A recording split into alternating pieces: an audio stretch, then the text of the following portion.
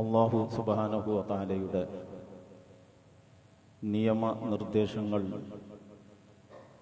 യഥാവിധി ഗ്രഹിച്ച് നമ്മുടെ ജീവിതത്തിൻ്റെ മുഴുവൻ രംഗങ്ങളും അല്ലാഹുവിൻ്റെ പ്രീതിയുടെ വഴിയിൽ ചിട്ടപ്പെടുത്തണം. അതിന് വിരുദ്ധമായവ ശ്രദ്ധയിൽപ്പെടുന്ന നിമിഷം അതിൽ നിന്ന് തിരിഞ്ഞ് നടക്കാൻ തീരുമാനിക്കണം. അല്ലാഹുവിൻ്റെയും പ്രവാചകന്റെയും കൽപ്പനകൾ പിൻപറ്റുന്നതിലൂടെ പെട്ടെന്ന് നമുക്ക് അനുഭവപ്പെടുന്നത് പ്രയാസവും സുഖസൗകര്യങ്ങളിലും സമ്പാദ്യങ്ങളിലുമുള്ള നഷ്ടവും ആണെങ്കിൽ അത് ദീർഘകാലാടിസ്ഥാനത്തിൽ ആശ്വാസവും സൗകര്യവുമായി മാറും എന്ന് നമ്മൾ ഉൾക്കൊള്ളണം. അതുകൊണ്ട് തന്നെ ഇസ്ലാമിക ജീവിതം ശീലിച്ചെടുക്കുക, ചിട്ടപ്പെടുത്തിയെടുക്കുക എന്ന് പറയുന്നത് അള്ളാഹുവിനുള്ള അവൻ്റെ പ്രവാചകനുള്ള അനുസരണത്തിനും സമർപ്പണത്തിനും വിധേയമാണ്. ഇതിന് നമ്മൾ സന്നദ്ധമല്ലെങ്കിൽ ഇതിനെല്ലാം പുറമെ വേറെ ഒരു സാധനമായി തഖ്വ അവശേഷിക്കുകയില്ല എന്ന് ഈ പരിശുദ്ധ റമളാനിലെ തഖ്വ പ്രായോഗികമായി ശീലിപ്പിക്കുന്ന ഈ റമളാനിലെ പാഠങ്ങളിലൂടെ മുന്നോട്ട് പോയാൽ ആലോചിച്ചാൽ നമുക്ക് ഓരോരുത്തർക്കും മനസ്സിലാക്കാൻ കഴിയും. ആ അർത്ഥത്തിൽ യഥാർത്ഥത്തിൽ തഖ്വ ചെയ്ത് ജീവിക്കുന്ന ജീവിതം അള്ളാഹുവിനും അവൻ്റെ റസൂലിനുമുള്ള അനുസരണത്തിന്റെ അസ്ഥിവാരത്തിൽ പണിതുയർത്തി നിലനിർത്താൻ പ്രതിജ്ഞാബദ്ധമായ ഒരു സമൂഹമായി നാഥൻ നമ്മെ സ്വീകരിക്കുമാറാവട്ടെ. തഖ്വക്ക് വിരുദ്ധമായി നമ്മളിൽ നിന്ന് സംഭവിക്കുന്ന വീഴ്ചകളും പോരായ്മകളും തെറ്റുകുറ്റങ്ങളും റഹ്മാനായ റബ്ബ് നമുക്ക് ഓരോരുത്തർക്കും വിട്ടുപുറത്ത് മാപ്പാക്കി തരുമാറാവട്ടെ. പ്രിയ സഹോദരന്മാരെ, സഹോദരികളെ, പരിശുദ്ധ റമളാനിലെ ഈ വർഷത്തെ അവസാനത്തെ വെള്ളിയാഴ്ചയിലാണ് അള്ളാഹുവിൻ്റെ ഭവനത്തിൽ നമ്മളിപ്പോൾ ഒരുമിച്ച് കൂടിയിട്ടുള്ളത്.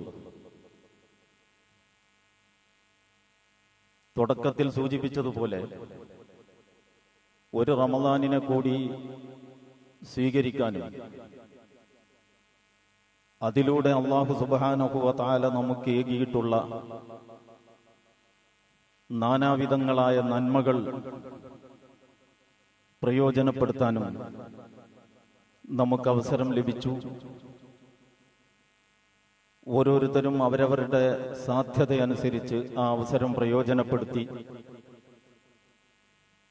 റമളാനിലേക്ക് പ്രവേശിക്കുന്നതിന് മുന്നേ ഉണ്ടായിരുന്ന നമ്മുടെ ജീവിത റെക്കോർഡും ഈ റമളാൻ അവശേഷിക്കുന്ന അല്ലെങ്കിൽ അവസാനിക്കുന്ന ഘട്ടത്തിലുള്ള നമ്മുടെ ജീവിത റെക്കോർഡും തമ്മിൽ താരതമ്യം ചെയ്യുമ്പോൾ തീർച്ചയായിട്ടും നന്മയുടെ ഭാഗത്തേക്ക് കനം തൂങ്ങുന്നതിൽ സഹായകമായ ധാരാളം കാര്യങ്ങൾ ഓരോരുത്തർക്കും നിർവഹിക്കാനായിരിക്കും എന്ന് പ്രതീക്ഷിക്കുന്നു. അല്ലാഹു സുബ്ഹാനഹു വ തആല അതെല്ലാം നമ്മളിൽ നിന്ന് ഖബൂൽ ചെയ്യുമാറാവട്ടെ. പലപ്പോഴും സൂചിപ്പിച്ചതുപോലെ ഒരുപാട് സാധ്യതകളാണ് ഒരു സത്യവിശ്വാസിയുടെ മുമ്പിൽ റമളാൻ തുറന്നു വെക്കുന്നത്. എല്ലാ സാധ്യതകളും ഒരുപോലെ എല്ലാവർക്കും പ്രയോജനപ്പെടുത്താൻ കഴിഞ്ഞുകൊള്ളണമെന്നില്ല. ഒരുപക്ഷെ നോമ്പെടുക്കാൻ ശാരീരികമായ അവശത കൊണ്ട് കഴിയാത്തവർക്ക് പോലും മറ്റു തലത്തിലുള്ള ദിക്റുകളും ദുആകളും സുന്നത്തിൽ സ്ഥിരപ്പെട്ട ദിക്റുകളും ദുആകളും പതിവാക്കിക്കൊണ്ട് സാധ്യമാകുന്ന മറ്റ് ആരാധനാ കർമ്മങ്ങളിൽ ഏർപ്പെട്ടുകൊണ്ട് ഈ റമളാനിന്റെ പുണ്യത്തിൽ അവർക്കും പങ്കാളികളാകാൻ കഴിയും. ഇസ്ലാമിൻ്റെ അള്ളാഹു നമുക്ക് പരിചയപ്പെടുത്തിയിട്ടുള്ള ഇസ്ലാമിൻ്റെ ഭൂമിക വളരെ വിശാലമാണ്. എന്ന് പറഞ്ഞാൽ ഒരു ഹദീസിൽ നിങ്ങൾക്ക് കാണാൻ പറ്റും, വഫീ കുല്ലി ഖത്വത്തിൻ തംശീഹാ ഇലാ സ്വലാത്തി സദഖ. പള്ളിയിലേക്ക് നടന്നു വരുന്ന ഓരോ കാലടിയും പുണ്യമാണ് എന്ന് പറഞ്ഞാൽ അതിന്റെ അർത്ഥം, വീട് പള്ളിയിൽ നിന്ന് കുറച്ച് അകലെയാണെങ്കിൽ അവിടെ നിന്ന് പള്ളിയിലേക്ക് ദിവസേന 5 നേരവും നടന്നു വരുന്ന ഒരാളുടെ കാൽപാദങ്ങൾ മണ്ണിൽ പതിയുന്നത് രേഖപ്പെടുത്തപ്പെടും എന്നാണ് ആ പറഞ്ഞതിന്റെ അർത്ഥം. എന്നിട്ട് അതിന് പ്രതിഫലം കിട്ടും. ഒരുപക്ഷെ ബാങ്ക് കേട്ട് വീട്ടിൽ നിന്ന് ഒരുങ്ങി പള്ളിയിലേക്ക് എത്തുമ്പോഴേക്ക് ഇതിന്റെ മുന്നേ സുന്നത്താക്കപ്പെട്ട റവാത്തിബുകൾ അദ്ദേഹത്തിന് നിർവഹിക്കാൻ സമയം കിട്ടിയില്ല എന്ന് വരാം. അപ്പോഴേക്ക് പള്ളിയിൽ ജമാഅത്ത് തുടങ്ങിയിരിക്കും. അപ്പോ അദ്ദേഹത്തിന് അവിടെ നിന്ന് ഇങ്ങോട്ട് നടന്നു വരുന്ന കാൽപാദങ്ങൾ ആ ഭൂമിയിൽ പതിയുന്നത് രേഖപ്പെടുത്തിയിട്ട്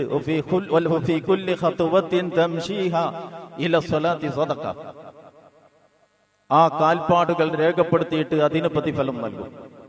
നേരെ മറിച്ച് പള്ളിയുടെ അടുത്താണ് ഒരാളുടെ വീടെങ്കിൽ ഒരുപക്ഷെ അദ്ദേഹത്തിന് ഒരുപാട് നടന്നു വന്നതിന്റെ പുണ്യം കിട്ടില്ല. അതേസമയം അദ്ദേഹത്തിന് നേരത്തെ കാലത്തെ പള്ളിയിൽ വരാനും തഹയ്യത്ത് നമസ്കരിക്കാനോ അല്ലെങ്കിൽ റവാത്തിബ് സുന്നത്തുകൾ ഉണ്ടെങ്കിൽ അവ നിർവഹിക്കാനോ കഴിയും. എന്ന് പറഞ്ഞാൽ ഏതവസ്ഥയിലാണോ ഒരു വിശ്വാസിയുള്ളത് ആ അവസ്ഥയിൽ അവന് പുണ്യത്തിന്റെ സാധ്യതകൾ ഉണ്ടാക്കി വെച്ചിരിക്കുകയാണ് അല്ലാഹു സുബ്ഹാനഹു വ തആല. ഒരു ഹദീസിൽ പരിശുദ്ധ റമളാനിനെ ഷഹ്റുൽ മുവാസാത്ത് എന്ന് വിശേഷിപ്പിച്ചിട്ടുണ്ട്. അതായത് സഹാനുഭൂതിയുടെ മാസം. പാവപ്പെട്ടവന് പാവപ്പെട്ടവനായിരിക്കെ തന്നെ അള്ളാഹുവിന്റെ പ്രീതിയുടെ വാതിൽ അവന്റെ മുമ്പിൽ തുറക്കപ്പെടുന്നു എന്നുള്ളതാണ് നോമ്പിന്റെ പ്രത്യേകത. നോമ്പ് അനുഷ്ഠിക്കാൻ ഒരുപാട് വിഭവങ്ങളൊന്നും ആവശ്യമില്ല. പട്ടിണിപ്പാവങ്ങൾക്കും നോമ്പ് പ്രാപ്യമാണ്. അതേസമയം പണക്കാർക്ക് സക്കാത്ത് കൊടുക്കാനോ ധാരാളമായി സദക്ക നിർവഹിക്കാനോ കഴിയും. അപ്പോ എത്ര വലിയ പണക്കാരനാണെങ്കിലും അദ്ദേഹം ഈ സമയം, നിശ്ചിത സമയം അന്നപാനീയങ്ങൾ ഉപേക്ഷിച്ച് ഇല്ലായ്മയുടെ, വറുതിയുടെ, പ്രയാസങ്ങളുടെ, പട്ടിണിയുടെ ആ കയ്പ് നീരെങ്ങനെയാണ് എന്നറിയാൻ അദ്ദേഹത്തിനും അവസരം ലഭിക്കുകയാണ്. അപ്പോ പണക്കാരന് പണക്കാരനായിരിക്കെ തന്നെ ദാരിദ്ര്യത്തിന്റെ രുചി അറിയാൻ പറ്റുന്നു. ദരിദ്രന് ദരിദ്രനായിരിക്കെ തന്നെ പടച്ചവന്റെ പ്രീതിയുടെ കവാടം അവന്റെ മുമ്പിൽ തുറക്കപ്പെടുന്നു.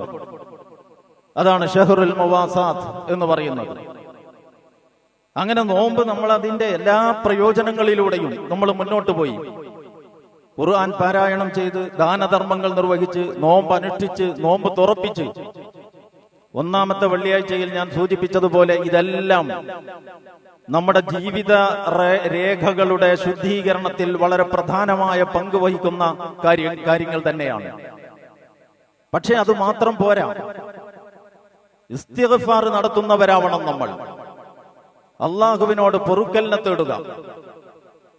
ഈ ലൈലത്തുൽ ഖദ്ർ എന്നാണ്, അല്ലെങ്കിൽ ലൈലത്തുൽ ഖദ്റിനെ പ്രതീക്ഷിച്ചുകൊണ്ട് ഞാൻ എന്താണ് ചെയ്യേണ്ടത് എന്ന് ആയിഷ റളിയല്ലാഹു അൻഹ നബി സല്ലല്ലാഹു അലൈഹി വസല്ലമയോട് ചോദിക്കുമ്പോൾ അതിന് നബി സല്ലല്ലാഹു അലൈഹി വസല്ലമ പറയുന്ന മറുപടിയിൽ ഇങ്ങനെ കാണാം: അല്ലാഹുമ്മ ഇന്നക അഫുവ്വുൻ തുഹിബ്ബുൽ അഫ്.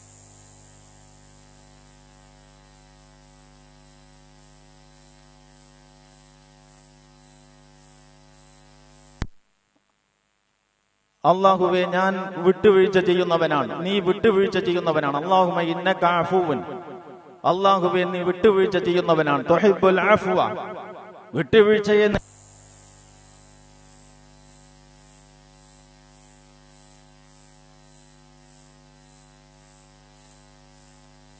എന്ന് പറഞ്ഞാൽ ഇസ്ലാമിക ജീവിതത്തിൽ ഒരു മനുഷ്യന് സംഭവിക്കുന്ന വീഴ്ചകൾ, ഓരോ സന്ദർഭത്തിലും ചെറിയ ചെറിയ തെറ്റുകൾ സംഭവിക്കാം. എത്ര സൂക്ഷ്മത പുലർത്തിയാലും ആ ചെറിയ തെറ്റുകളോടുള്ള അള്ളാഹുവിന്റെ സമീപനം ദിനേന നിർവഹിക്കപ്പെടുന്ന അടിസ്ഥാനപരമായ ആരാധനാ കർമ്മങ്ങളുടെ പുണ്യം കൊണ്ട്, മഹത്വം കൊണ്ട് അവ മായ്ച്ചു കളഞ്ഞുകൊണ്ടേയിരിക്കും. അസ്സലവാത്തുൽ ഖംസ് വൽ ജുമുഅത്തു ഇലൽ ജുമുഅ വ റമളാനു ഇലാ റമളാൻ ഇങ്ങനെ പറയുന്നുണ്ടല്ലോ, 5 നേരത്തെ നമസ്കാരം ഒരു ജുമാ മുതൽ മറ്റേ ജുമാ വരെ, ഒരു റമദാൻ മുതൽ അടുത്ത റമദാൻ വരെ മുക്കഫിറാത്തുൻ, പാപങ്ങൾ അങ്ങനെ തുടച്ച് മായ്ച്ചുകൊണ്ടേയിരിക്കുകയാണ്. ഏതവസ്ഥയിൽ? വൻ പാപങ്ങൾ ഉപേക്ഷിക്കാൻ നമ്മൾ സന്നദ്ധമാണെങ്കിൽ, വലിയ വലിയ കുറ്റങ്ങളിൽ നിന്ന് വിട്ടുനിൽക്കാൻ നമ്മൾ സന്നദ്ധമാണെങ്കിൽ, നമ്മുടെ ജീവിത ശുദ്ധീകരണത്തിനുള്ള അവസരങ്ങൾ സാധാരണഗതിയിൽ തന്നെ അള്ളാഹു ഒരുക്കി വെച്ചിരിക്കുന്നു. അതുകൊണ്ട് പ്രിയമുള്ളവരെ, നമ്മൾ തൗബയെയും ഇസ്തിഗ്ഫാറിനെയും സംബന്ധിച്ചുകൂടി ഈ റമദാനിന്റെ അവസാന സന്ദർഭത്തിൽ ചിന്തിക്കേണ്ടതായിട്ടുണ്ട്. എന്ന് പറഞ്ഞാൽ അള്ളാഹുവിനോട് ധാരാളമായിട്ട് പൊറുക്കലിനെ തേടുക.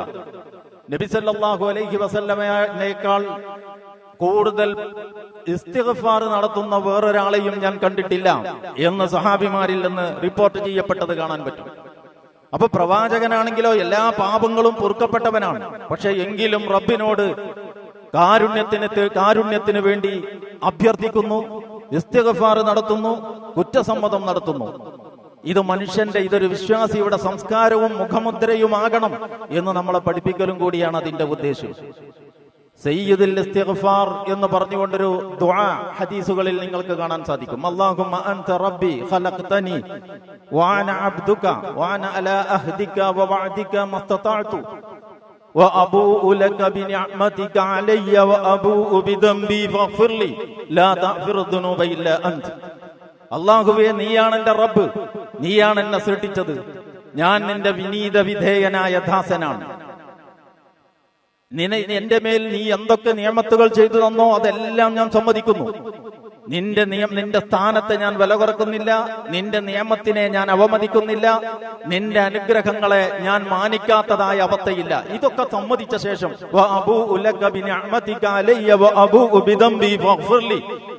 എനിക്ക് പണഞ്ഞു പോകുന്ന, എനിക്ക് പറ്റിപ്പോകുന്ന അബദ്ധങ്ങളും ഞാൻ നിന്റെ മുമ്പിൽ നിരത്തുന്നു റബ്ബേ.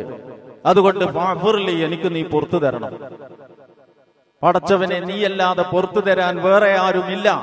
ഇതാണ് സയ്യിദുൽ ഇസ്തിഗ്ഫാറിന്റെ ചുരുക്കത്തിലുള്ള ഒരാശയം.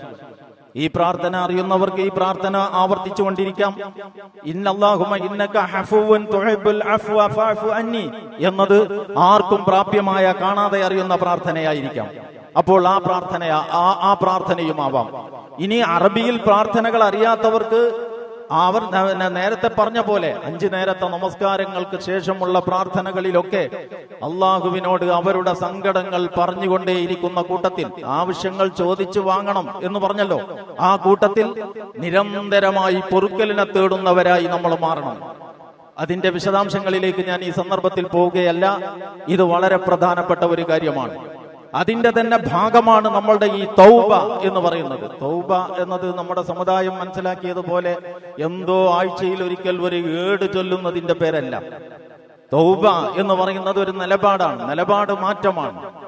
അതായത്, ഞാൻ ഇതുവരെ സഞ്ചരിച്ചിരുന്ന വഴി എനിക്ക് വേണ്ടി ഞാൻ നരകം പണിയുന്ന വഴിയാണ് എന്ന് മനസ്സിലാക്കിയിട്ട് എനിക്ക് വേണ്ടി, തനിക്ക് വേണ്ടി സ്വർഗം പണിയുന്ന പാതയിലേക്ക് വഴിമാറാനുള്ള തീരുമാനത്തിന്റെ പേരാണ് തൗബ. അങ്ങനെ മനസ്സിലാക്കണം. ഖുൽ യാ ഇബാദിയല്ലദീന അസ്റഫു അലാ അൻഫുസിഹിം ലാ തഖ്നതു മിൻ റഹ്മത്തില്ലാഹ് ഇന്നല്ലാഹ യഗ്ഫിറു ദുനൂബ ജമീഅ. അല്ലാഹു സുബ്ഹാനഹു വ തആല പറയുന്നു, സ്വന്തത്തിന്റെ കാര്യത്തിൽ പരിധി വിട്ട എന്റെ ദാസ, യാ ഇബാദിയല്ലദീന അസ്റഫു ഫീ അൻഫുസിഹിം, സ്വന്തത്തിന്റെ കാര്യത്തിൽ പരിധി വിട്ടവർ, സ്വന്തത്തോട് തന്നെ അതിക്രമം ചെയ്ത് ജീവിച്ചവർ, ആ ആളുകൾ അഭിസംബോധന ചെയ്ത് പറയാൻ വേണ്ടി ഖുർആൻ ആഹ്വാനം ചെയ്തിരിക്കുകയാണ്. എന്ത്? ലാ തഖ്നതു മിൻ റഹ്മത്തില്ലാ, അല്ലാഹുവിന്റെ കാരുണ്യത്തിൽ നിങ്ങളും നിരാശരാവരുത്. കാരണം അല്ലാഹു എല്ലാ പാപങ്ങളും പൊറുക്കുന്നവനാണ്. പക്ഷേ എന്ത് വേണം? ഒരു തെറ്റ് സംഭവിച്ചാൽ ആ തെറ്റ് തിരിച്ചറിഞ്ഞാൽ അത് തെറ്റാണ് എന്ന് തിരിച്ചറിയുന്ന നിമിഷം, വഇദാ ഫഅലു ഫാഹിഷതൻ ഔ ളലമു അൻഫുസഹും ദക്കറുല്ലാഹ ഫസ്തഗ്ഫിറു ലിദുനൂബിഹിം വമൻ യഗ്ഫിറു ദുനൂബ ഇല്ലല്ലാഹ് വലം യുസിറു അലാ മാ ഫഅലു വഹും യഅലമൂൻ. സത്യവിശ്വാസികളുടെ സവിശേഷതകൾ പറയുന്നിടത്ത്, സ്വർഗത്തിന് അർഹരാകുന്ന ആളുകളുടെ ലക്ഷണം പറയുന്നിടത്ത് ഇങ്ങനെ ഒരു പ്രയോഗം കാണാം. ശ്രദ്ധിക്കേണ്ടതാണ്. എന്താ പ്രയോഗം? വല്ലദീന ഇദാ ഫഅലു ഫാഹിഷതൻ, അവരൊരു മ്ലേച്ഛ വൃത്തിയിൽ ഏർപ്പെട്ടാൽ. ആര്? ഈ ആയത്തിന്റെ തൊട്ട് മുന്നേയുള്ള ആയത്തുകളുടെ അവസാനത്തിൽ ഒന്ന് അല്ലാഹു യുഹിബ്ബുൽ മുത്തഖീൻ, അല്ലെങ്കിൽ അല്ലാഹു യുഹിബ്ബുൽ മുഹ്സിനീൻ, മുത്തഖിയും മുഹ്സിനുമായ മുത്തക്കിയും മുഹ്സിനുമായ ആളുകളെ പറ്റിയാണ് പറഞ്ഞുകൊണ്ടിരിക്കുന്നത്. അപ്പോ അങ്ങനെയുള്ള ആളുകളിലും വീഴ്ചകൾ സംഭവിക്കും. മനുഷ്യൻ മലക്കല്ല എന്നാണ് അതിന്റെ ഒരു സന്ദേശം. വീഴ്ചകൾ സംഭവിക്കും എന്നുള്ളത് മനുഷ്യ പ്രകൃതത്തിന്റെ ഭാഗമാണ്. ഒരു ഹദീസിൽ വന്നിട്ടുണ്ട്, ആദം സന്തതികളൊക്കെ തെറ്റുപറ്റുന്നവരാണ്. തെറ്റുപറ്റുന്നവരിൽ ഏറ്റവും ഉത്തമർ പശ്ചാത്തപിക്കാൻ സന്നദ്ധരാവുന്നവരാണ്. അപ്പൊ വല്ലദീന ഇദാ ഫഅലു ഫാഹിഷതൻ, അവരൊരു മ്ലേച്ഛ വൃത്തിയിൽ ഏർപ്പെട്ടാൽ, ഔ ലമു അൻഫുസഹും, അല്ലെങ്കിൽ സ്വന്തത്തോട് അതിക്രമം ചെയ്താൽ, ദക്കറുല്ലാഹ്, അവർ അല്ലാഹുവിനെ ഓർക്കും. വസ്തഗ്ഫിറു ലിദുനൂബിഹിം, അങ്ങനെ അവർ അവരുടെ ഈ പാപത്തിന് അല്ലാഹുവിനോട് പൊറുക്കലിനെ തേടും. വമൻ യഗ്ഫിറു ദുനൂബ ഇല്ലല്ലാഹ്, അല്ലാഹു അല്ലാതെ വേറാരാണ് പാപം പുറത്തു കൊടുക്കാൻ? അതുകൊണ്ട് റബ്ബിനോട് ചോദിക്കുന്നു. ആ ചോദിക്കുന്നതിൽ ഇയാളൊരു കുറച്ചിലും കാണുന്നില്ല. ആ ചോദിക്കുന്നതിൽ ഒരു കുറച്ചിലും കാണുന്നില്ല. ആ ചോദിക്കേണ്ടവനോടാണ് ചോദിക്കുന്നത്, ചോദിക്കേണ്ട അവസ്ഥയിലുള്ളവനാണ് ചോദിക്കുന്നത്. ഈ രണ്ട് യാഥാർത്ഥ്യവും ഇയാൾ ഉൾക്കൊണ്ടിരിക്കുന്നു. വമൻ യഗ്ഫിറു ദുനൂബ ഇല്ലല്ലാഹ് വലം യുസിറു അലാ മാ ഫഅലു വഹും യഅലമൂൻ. അവരറിഞ്ഞുകൊണ്ട് പിണഞ്ഞുപോയ അബദ്ധത്തിൽ ന്യായങ്ങൾ ചമച്ച് അതിന്മേൽ ഉറച്ചു നിൽക്കുകയില്ല. ഇത് വളരെ ശ്രദ്ധേയമായ ഒരു പ്രയോഗമാണ്. വലം യുസിറു അലാ മാ ഫഅലു വഹും യഅലമൂൻ.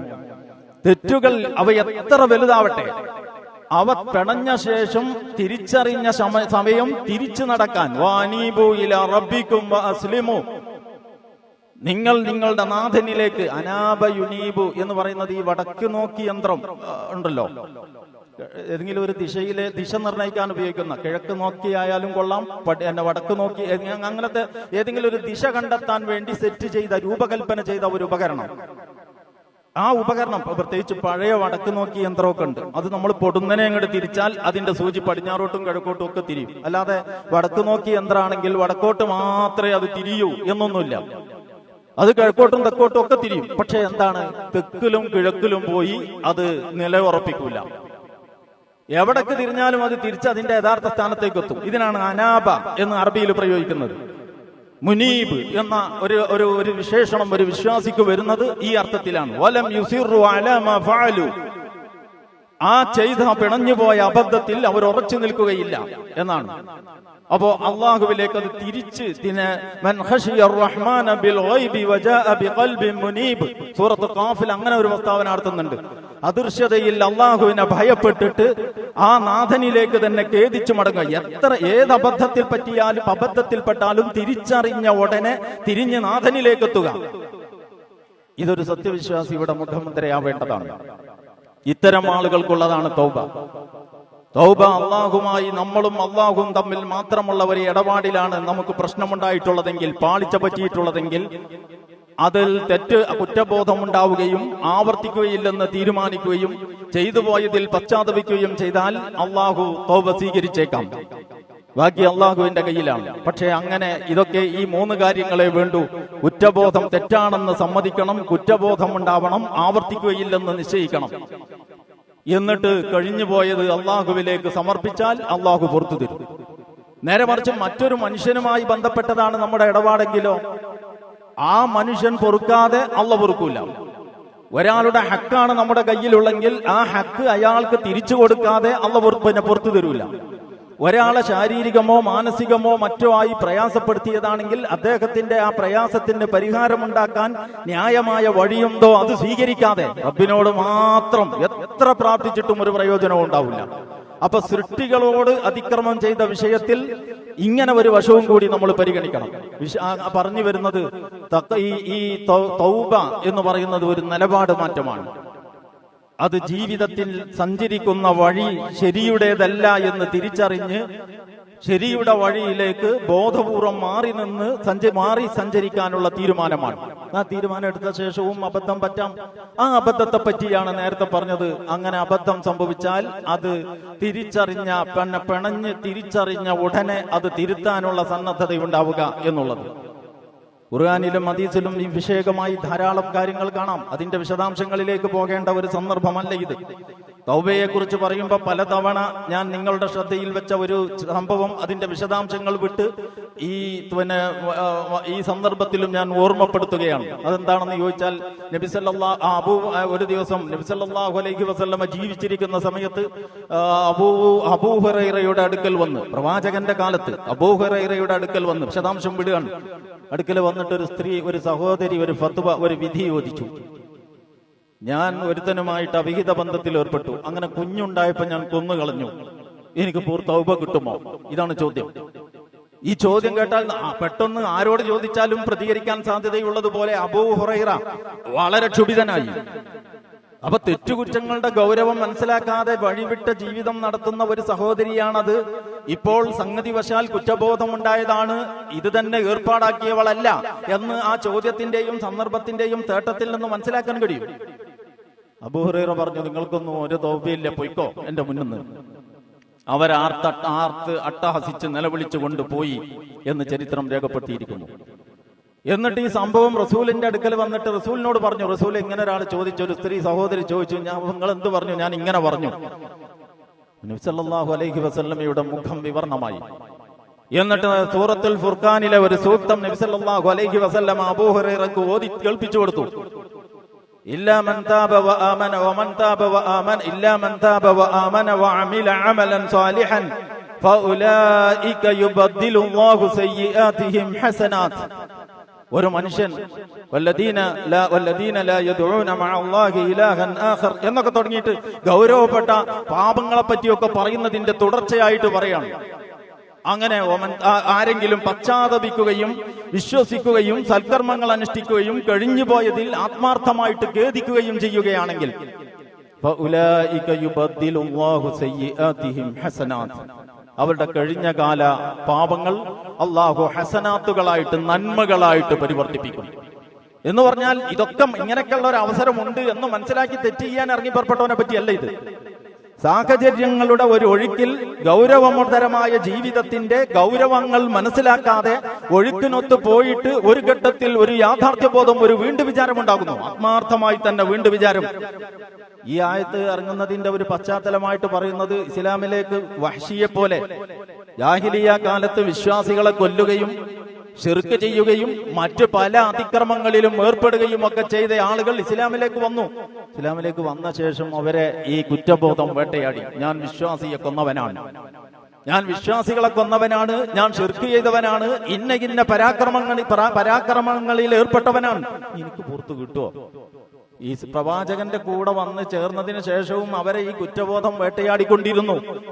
കൂടെ അവരവരുടെ സുഹൃത്തുക്കളോട് ഇത് പങ്കുവെച്ചു. ആ സന്ദർഭത്തിലാണ് അല്ലാഹു സുബ്ഹാനഹു വ തആല ഇങ്ങനെ ഒരു നിർദ്ദേശം നൽകുന്നത്. ഒരാൾ വിശ്വസിക്കുകയും സൽക്കർമ്മങ്ങൾ അനുഷ്ഠിക്കുകയും ചെയ്താൽ, എന്നിട്ട് അങ്ങനെ പശ്ചാത്തപിക്കുകയും ആത്മാർത്ഥമായിട്ട് കഴിഞ്ഞുപോയതിൽ ഖേദിക്കുകയും സൽക്കർമ്മങ്ങളുടെ വഴി സ്വീകരിക്കുകയും ചെയ്താൽ അയാളുടെ കഴിഞ്ഞകാല പാപങ്ങൾ പുണ്യങ്ങളായിട്ട് പരിവർത്തിപ്പിക്കപ്പെടും എന്ന ആ വചനം ഇത്തരം ആളുകൾക്ക് ആശ്വാസമേകി എന്ന് ചരിത്രത്തിൽ കാണാം. അള്ളാഹുവിന്റെ വിട്ടുവീഴ്ചയുടെ, അള്ളാഹുവിന്റെ പൊറുക്കലിന്റെ, അള്ളാഹുവിന്റെ തൗബയുടെ വഴി ഏത്, അതിനുള്ള മാർഗം എന്ത്, അതിനെ അർഹനാകാൻ എനിക്ക് എങ്ങനെ കഴിയും എന്നതിൽ ദാഹിച്ചു മോഹിച്ചു നടന്ന ഒരു ജനതയുടെ കഥയാണിത്. പ്രിയ സഹോദരന്മാരെ, ആ അർത്ഥത്തിൽ നമ്മൾ ഓരോരുത്തർക്കും, നമുക്കാണ് ഏറ്റവും കൂടുതൽ നന്നായി അറിയുക നമുക്കാണ്. നോമ്പിന് മുമ്പത്തെ ഒരാഴ്ചയിൽ ഞാൻ പറഞ്ഞിരുന്നു, റമളാനിനെ സ്വീകരിക്കാൻ വേണ്ടി ഒരുങ്ങുമ്പോൾ ആർക്കും, എന്റെ ഭാര്യക്കോ അടുത്ത ബന്ധുക്കൾക്കോ സുഹൃത്തുക്കൾക്കോ മക്കൾക്കോ ആർക്കും അറിയാത്തൊരു ഞാനുണ്ട്. ആ ഞാൻ ആരാണ്? ആ ഞാൻ എന്നെപ്പറ്റി എന്റെ റബ്ബിന് നന്നായിട്ടറിയാം. മണ്ണിൽ നിന്ന് നിങ്ങൾ ഉത്ഭവിച്ച നിമിഷം മുതൽ, പിന്നീട് രേതസ്കനമായി നിങ്ങളുടെ വളർച്ചയിലേക്ക് പോയ ഘട്ടം മുതൽ, നിങ്ങളുടെ മാതാവിന്റെ ഗർഭപാത്രത്തിൽ ഉണ്ടായിരുന്ന സമയം മുതൽ എന്നൊക്കെ പറഞ്ഞിട്ട് അള്ളാഹ് പറയുന്നുണ്ട്. എന്ത്? അതുകൊണ്ട് നിങ്ങൾ സ്വയം വിശുദ്ധി ചമയണ്ട. ആരാണ് വിശുദ്ധരെന്ന് നന്നായിട്ട് അവൻ അറിയാം. ആ റബ്ബ് അറിയുന്ന ഞാൻ ആരാണ്? ആ എന്നെ മാറ്റാൻ ഞാൻ എന്ത് തീരുമാനമെടുത്തു, ആ തീരുമാനത്തിന്റെ ഭാഗമായി ഈ റമളാനിൽ ഞാൻ എന്തൊക്കെ കർമ്മങ്ങൾ ചെയ്തു. ഇതാണ് പ്രധാനപ്പെട്ട കാര്യം തൗബയുടെ വിഷയത്തിൽ. ആ അർത്ഥത്തിൽ ഈ വിഷയത്തെ നിങ്ങൾ എടുക്കണം എന്ന് ഈ സന്ദർഭത്തിൽ ഓർമ്മപ്പെടുത്തുകയാണ്. അവശേഷിക്കുന്ന ദിനങ്ങളും ഇസ്തിഗ്ഫാറിന്റെയും തൗബയുടെയും സന്ദർഭങ്ങളായി പ്രയോജനപ്പെടുത്തണം. അല്ലാഹുമ്മ ഇന്നക അഫുവുൻ തുഹിബ്ബുൽ അഫ്വ ഫഅഫു അന്നി. അല്ലാഹു സുബ്ഹാനഹു വ തആല നമ്മളുടെ എല്ലാ പാപങ്ങളും വീഴ്ചകളും പോരായ്മകളും നമുക്കൊക്കെയും വിട്ടുപുറത്ത് മാപ്പാക്കി തരുമാറാവട്ടെ. പ്രിയ സഹോദരന്മാരെ, റമളാൻ അവസാനിക്കുമ്പോൾ നമ്മളുടെ മുമ്പിലുള്ളത് ഇനി പ്രധാനമായ 2 കാര്യങ്ങളാണ്. ഒന്ന് ഫിത്ർ സക്കാത്താണ്. ഫിത്ർ സക്കാത്തിനെ കുറിച്ച് എല്ലാ സന്ദർഭങ്ങളിലും നമ്മൾ ഉണർത്തിക്കൊണ്ടിരിക്കാറുണ്ട്. ഞാൻ അതിന്റെ വിശദീകരണങ്ങളിലേക്ക് വല്ലാതെ ഇപ്പോൾ പോകുന്നില്ല. അതിന്റെ ചുരുക്കം ഇതാണ്. ഫിത്ർ സക്കാത്ത് എന്ന് പറയുന്നതിന് 2 ഉദ്ദേശമാണുള്ളത്. തുഹ്റത്തൽ ലിസ്വാഇമി മിനർ റഫസി വൽ ലഗ്വി വ തുഅമത്തൽ ലിൽ മസാകീൻ. ഫിത്ർ സക്കാത്ത് ഫർള റസൂലുള്ളാഹി സ്വല്ലല്ലാഹു അലൈഹി വസല്ലം സക്കാത്തുൽ ഫിത്രി മിൻ റമളാന തുഹ്റത്തൽ ലിസ്വാഇമി മിനർ റഫസി വൽ ലഗ്വി വ തുഅമത്തൽ ലിൽ മസാകീൻ. റമളാനിൽ ഫിത്ർ സക്കാത്ത് അല്ലാഹു നമ്മുടെ മേൽ നിർബന്ധമാക്കി. ഫിത്ർ സക്കാത്ത് നിർബന്ധമാണ്, ഐച്ഛിക ദാനമല്ല, നിർബന്ധ ദാനമാണ്. ആർക്കാണിത് നിർബന്ധം? ഈ ഫിത്ർ സക്കാത്ത് നൽകാൻ ബാധ്യസ്ഥമാകുന്ന സമയത്ത് ഉടലോടെ ആരൊക്കെയുണ്ടോ അവർക്കൊക്കെ നിർബന്ധമാണ്. ചെറിയ കുട്ടിക്ക് നിർബന്ധമാണ്, വളരെ പ്രായമുള്ള കാരണവർക്ക് നിർബന്ധമാണ്, സ്ത്രീക്കും പുരുഷനും നിർബന്ധമാണ്, അടിമക്കും സ്വതന്ത്രനും നിർബന്ധമാണ്. അങ്ങനെയാണ് ഹദീസുകളിലുള്ളത്. കാരണം ഇത് ശരീരത്തിന്റെ സക്കാത്താണ്. എന്താണ് അതിന്റെ ഉദ്ദേശം? അതിന്റെ ഒരു ഉദ്ദേശം ഈ നോമ്പുകാരനെ ആ നോമ്പിൽ കലരാനിടയുള്ള മാലിന്യങ്ങളിൽ നിന്ന്, പൊടിപടലങ്ങളിൽ നിന്ന് ആ നോമ്പിനെ ശുദ്ധീകരിക്കാം. രണ്ടാമത്തെ ഉദ്ദേശം ഞാൻ സെഹറുൽ മുവാസാത്ത് എന്ന് പറഞ്ഞല്ലോ. പട്ടിണി കിടക്കുന്നവൻ പട്ടിണിക്കാരനായിരിക്കെ തന്നെ പടച്ചവന്റെ പ്രീതിയുടെ കവാടം അവന്റെ മുമ്പിൽ തുറക്കപ്പെട്ടു റമളാനിൽ. പക്ഷെ എല്ലാ ദിവസവും പട്ടിണിയായ പറ്റൂലല്ലോ. അപ്പോ ഈ നോമ്പ് അവസാനിപ്പിക്കുന്ന ദിവസം ഈ പട്ടിണി പാപങ്ങളും ആഘോഷിക്കട്ടെ, സന്തോഷിക്കട്ടെ, അതിനുള്ള വക അവർക്കുണ്ടാവട്ടെ. അതുകൊണ്ട് തുഅമത്തൽ മസാകീൻ, പാവങ്ങൾക്ക് അന്നം, ഭക്ഷണം. ഇതാണ് രണ്ടാമത്തെ ഉദ്ദേശം. നോക്കൂ നിങ്ങൾ, അല്ലാഹു എത്രമാത്രം കാരുണ്യവാനാണ്. നമ്മുടെ ജീവിതത്തെ ശുദ്ധീകരിക്കാൻ റമളാൻ എന്ന് പറയുന്ന ഒരു അവസരം തന്നു. ആ അവസരത്തിൽ ഏർപ്പെടുമ്പോ ആ റമളാൻ നോമ്പുകാരനായിരിക്കെ ആ നോമ്പിന് തകരാറ് പറ്റുമല്ലോ. നമ്മൾ ഈ നോമ്പും കൊണ്ട് പുറത്തിറങ്ങി നടക്കുമ്പോ കാണേണ്ടാത്തത് കണ്ട്, കേൾക്കേണ്ടാത്തത് കേട്ട്, ഇടപെടേണ്ടാത്തതിൽ ഇടപെട്ട്, അങ്ങനെ നോമ്പിന് പിന്നെയും ചളിയും കറയും മാലിന്യങ്ങളും കലരാലോ. അങ്ങനെ അശുദ്ധമായ നോമ്പുമായിട്ട് നമ്മൾ അവിടെ ചെല്ലുന്നത് റബ്ബ് ഇഷ്ടപ്പെടുന്നില്ല. അതിനൊരവസരം കൂടി വീണ്ടും തന്നിരിക്കണം. അപ്പൊ ജീവിതത്തെ ശുദ്ധീകരിക്കാൻ നോമ്പിനെ ശുദ്ധീകരിക്കാൻ ഫിത്ർ സക്കാത്ത്. നോക്കൂ നിങ്ങൾ, ഇത്രയും അവസരങ്ങൾ നൽകിയിട്ടും രക്ഷപ്പെട്ടു പോകാത്തവൻ പിന്നെ എങ്ങനെ രക്ഷപ്പെടാനാണ്? അതുകൊണ്ട് ഗൗരവത്തോടെ നമ്മൾ ഈ ഫിത്ർ സക്കാത്തിനെ ഈ നിലക്ക് കാണണം. ഫിത്ർ സക്കാത്ത് നമ്മൾ നൽകുന്ന സമയത്ത് നമ്മുടെ വീട്ടിൽ നമ്മുടെ സംരക്ഷണത്തിന് കീഴിൽ ആരൊക്കെയുണ്ടോ അവർക്കൊക്കെയും ഫിത്ർ സക്കാത്ത് നൽകണം. അത് ഏകദേശം നമ്മളിപ്പോ നമ്മുടെ നാട്ടിലെ മറ്റതിന്റെ ഒരു 100 രൂപയുടെ പിന്നെ ഒരാൾക്ക് വരാവുന്ന രീതിയിൽ അതിന്റെ വില നമ്മൾ നിശ്ചയിച്ചിട്ടുണ്ട്.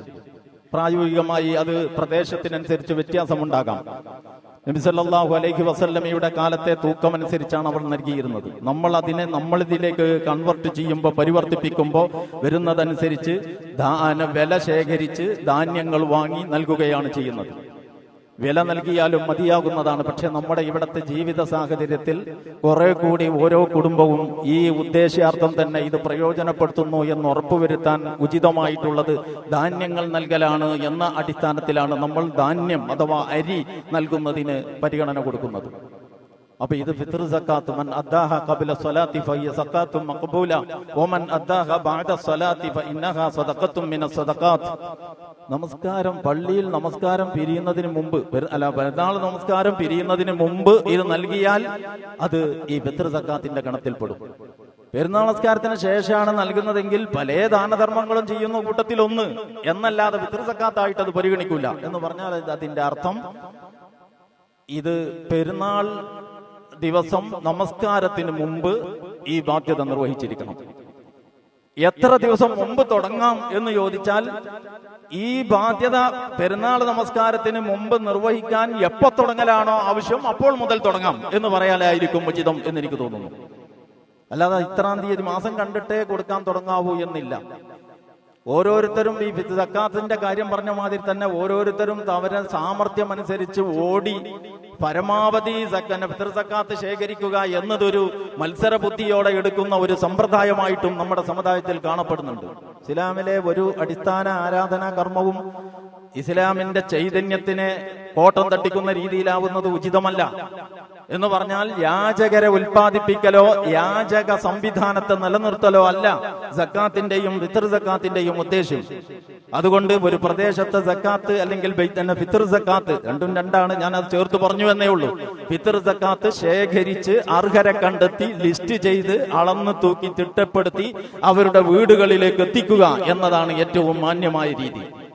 അങ്ങനെ ചെയ്യുമ്പോൾ അതിൻ്റെതായ പ്രയോജനമുണ്ട്. അത്തരം സംഘടിത സംരംഭങ്ങൾ ഉള്ളിടത്ത് എല്ലാവരും അതുമായിട്ട് സഹകരിക്കുന്നതിനാണ് പ്രാമുഖ്യം നൽകേണ്ടത് എന്ന് ഈ സന്ദർഭത്തിൽ ഓർമ്മപ്പെടുത്തുകയാണ്. തന്റെ അടുത്ത ബന്ധുക്കളിൽ ആരെങ്കിലും പ്രയാസപ്പെടുന്ന പാവങ്ങളായിട്ടുള്ള ആളുകളുണ്ടെങ്കിൽ ഈ സംഘടിത ശ്രമം അവരിലേക്ക് എത്തുകയില്ല എന്ന അവസ്ഥയിൽ ആണ് അവർ നിലകൊള്ളുന്നതെങ്കിൽ അത്തരക്കാർക്ക് അവർക്ക് നൽകുന്നതിന് വിരോധമില്ല.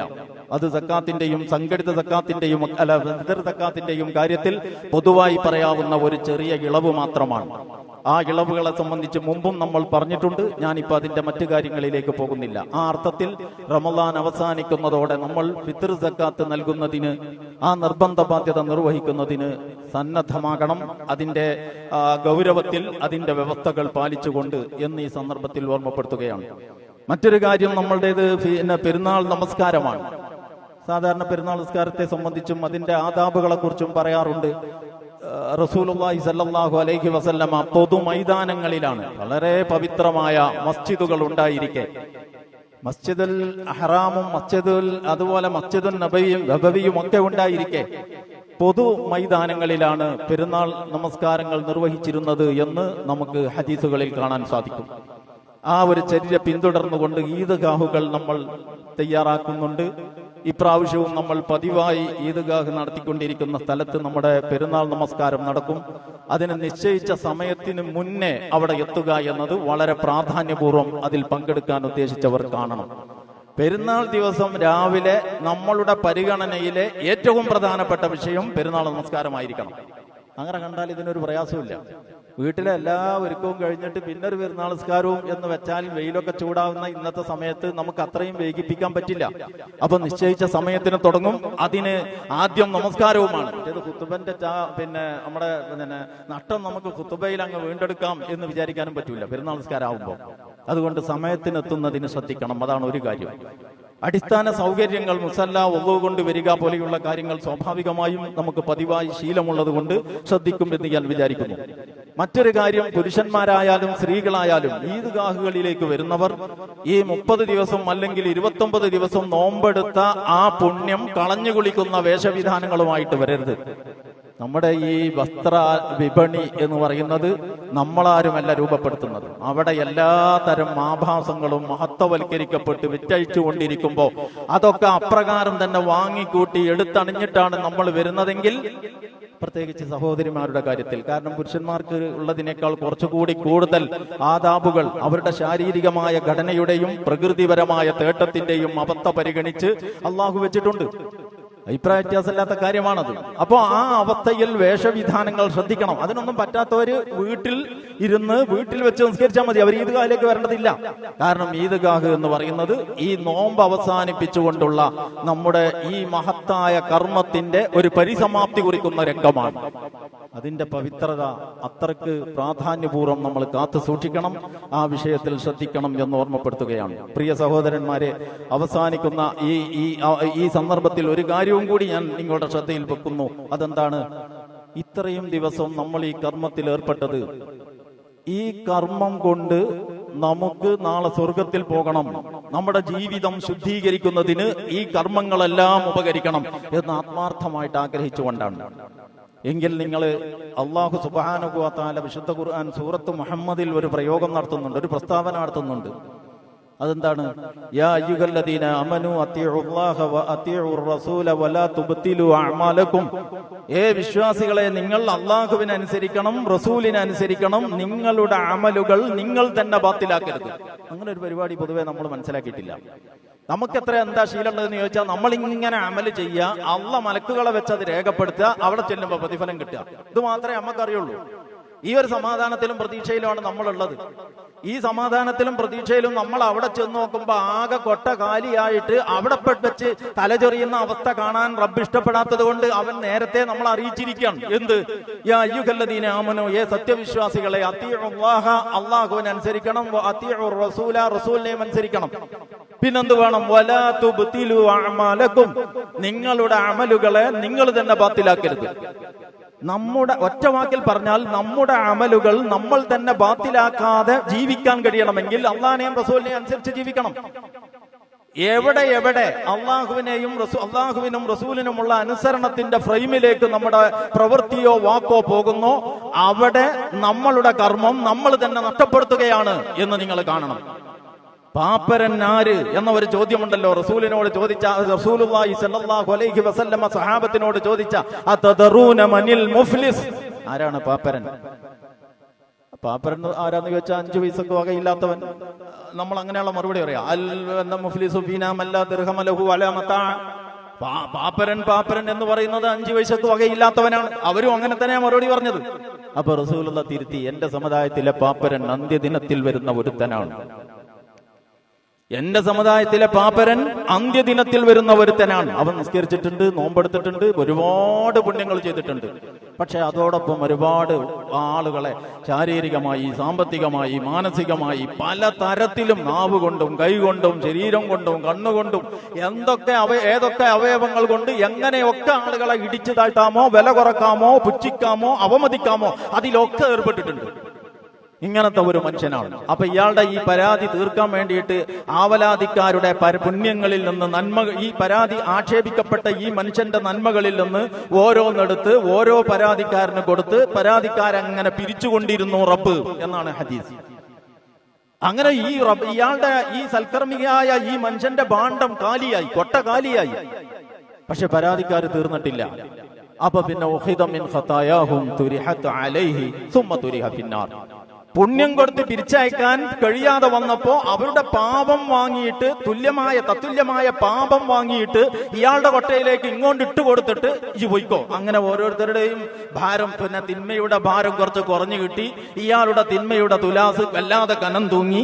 അങ്ങനെ അവസാനം ഇയാൾ നരകത്തിൽ എറിയപ്പെട്ടു. അള്ളാഹു കാത്തുരക്ഷിക്കുമാറാവട്ടെ. അപ്പൊ ജീവിതത്തിന്റെ മുന്നോട്ട് പോക്കിൽ വരുന്ന 11 മാസവും ഈ ഒരു കരുതലോടെ നമുക്ക് മുന്നോട്ട് പോകാൻ കഴിയുമെങ്കിൽ ഈ റമളാൻ നമുക്ക് നാളെയിൽ അവിടെ നമ്മുടെ കാലത്ത് തന്നെ